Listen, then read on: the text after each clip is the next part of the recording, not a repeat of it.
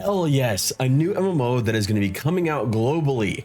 Man, I've been waiting for a new MMO, but what does this one look like? What does this new game look like?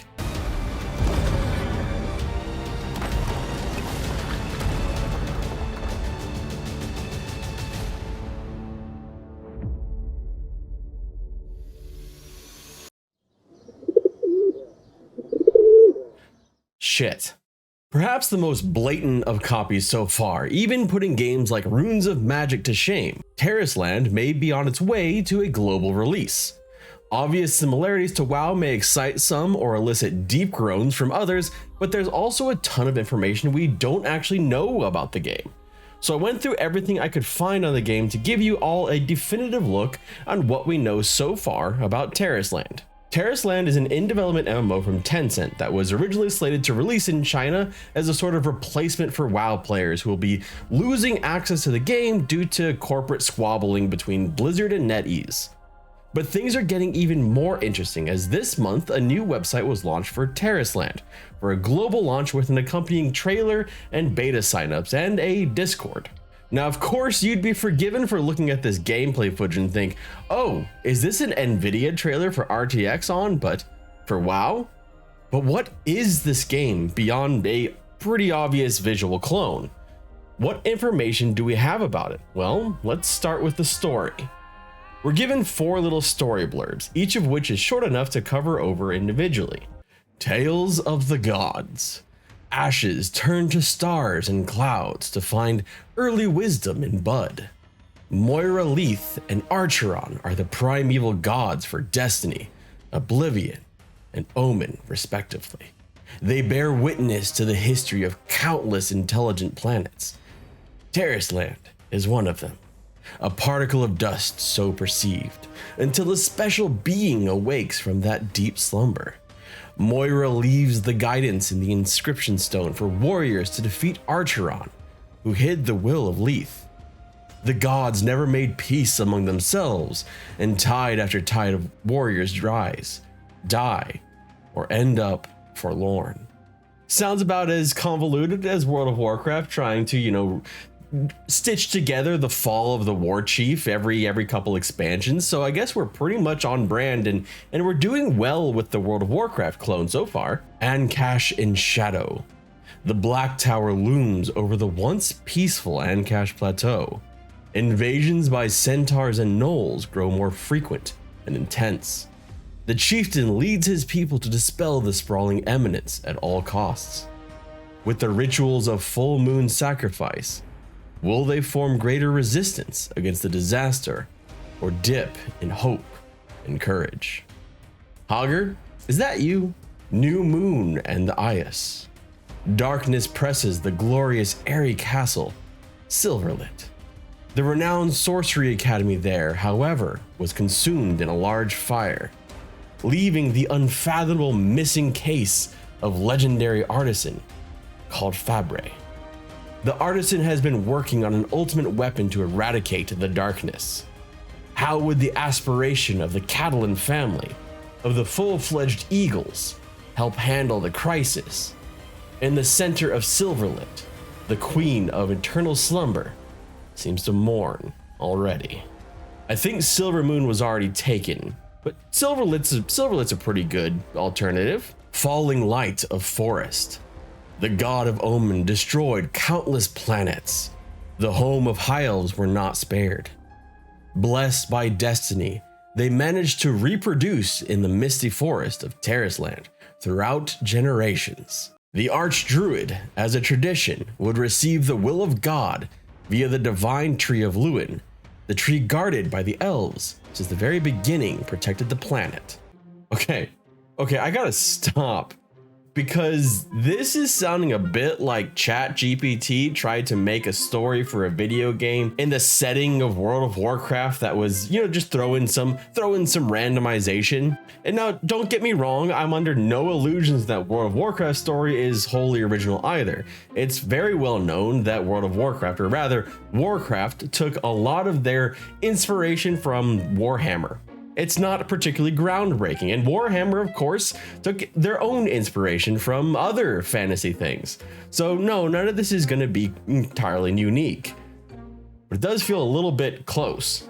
But the cloning of this game goes beyond the obvious visuals and the somewhat similar settings. Let's talk classes. We start with the Ranger, the Ranger, a class that is excellent with beast taming and trap setting. A ranged DPS with 2 listed specializations right now, either taming or hunting. We move on to our next class, the Stalwart Paladin. First, you have the Justice specialization, who brings down heavenly punishments on their foes, a melee DPS.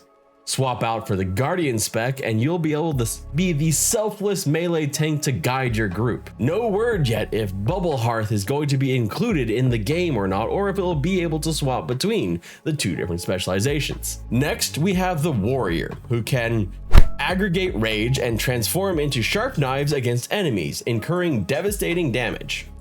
Obvious issues with translation aside for this Fury melee DPS specialization, fear not, because you'll also be able to swap over to the War Shield spec and become the tank you always wanted to be. Surely we'll get to some differentiating now, right? Like there's some unique takes on the classes. The Mage has a Frost spec and a Fire spec. Okay, next you're going to tell me that the Priest has a DPS specialization and a healing special. Come on! Damn it. Okay, wait, what's the next one? What's the next class? Hold up a minute. The Bard? Tarisland will have a Bard? This is perhaps the one that surprised me the most. Granted, this doesn't look to be the Bard of games like EverQuest, looking more like a cross between Final Fantasy XIV and Lord of the Rings Online's Bard classes. This will have a DPS specialization and a healer specialization.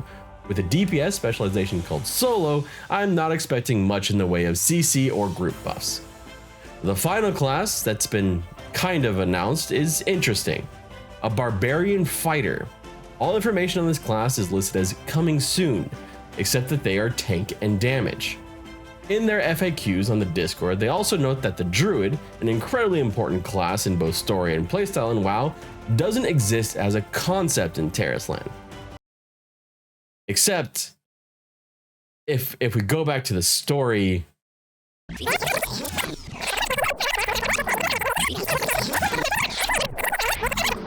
the Archdruid, as a tradition, would receive the will of God via the divine tree of Luin, the tree guarded by the elves, which is the very beginning protected the planet.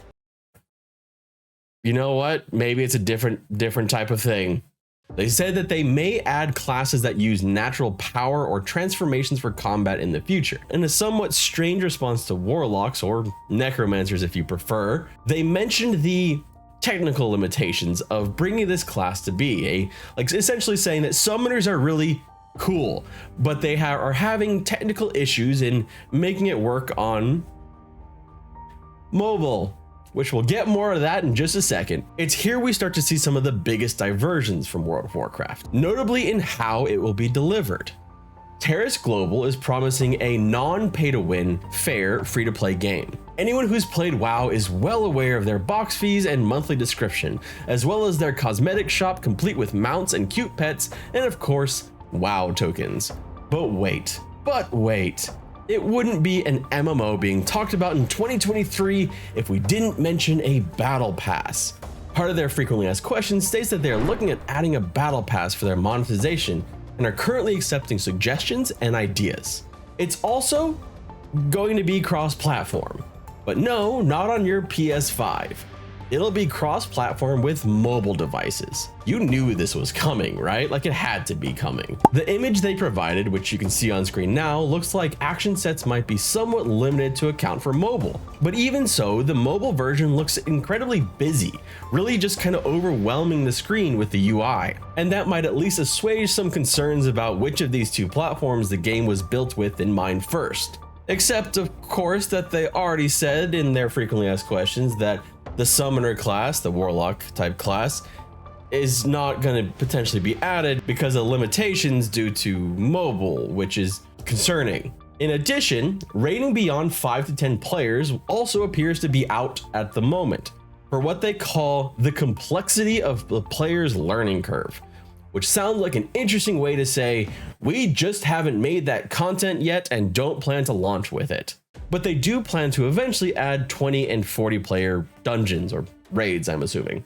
We also have some less confirmed information from different sources that have reportedly shown some of the footage from the game, the fact that there will be PvP, and you can, as you can see in this little bit right here, courtesy of this YouTuber who I've linked down below, you can see some of the combat that you'll actually see in game.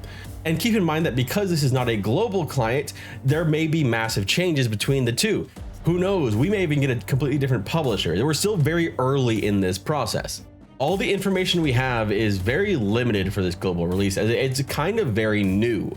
Their Discord is pretty barren. Their Twitter is mostly inactive, and their website, while it has some splashy things and some really interesting images, has a lot of empty space. So I expect to get more information from this game in the coming months and perhaps years, depending on when they plan to actually launch globally. But as we get new updates, as we get information from its original launch, well, I will try and provide all that information to you so you can get an idea of what this game actually is and if it's one that you should completely write off or maybe something that could be a fun diversion. Now, me personally, honest opinion, I don't have really big hopes for this, and that may partially be because I have a strong distaste for the World of Warcraft clone, as I covered in this video here, which essentially goes into how I felt like there was a lost decade of innovation in MMOs because of WoW being so successful. So if you want to see why I think that that was probably one of the worst things to ever happen to the MMO genre, take a look. Thank you so much for watching. My name is Redbeard Flynn, and I hope you have a wonderful day. They're really going to have Bard before World of Warcraft? Wow.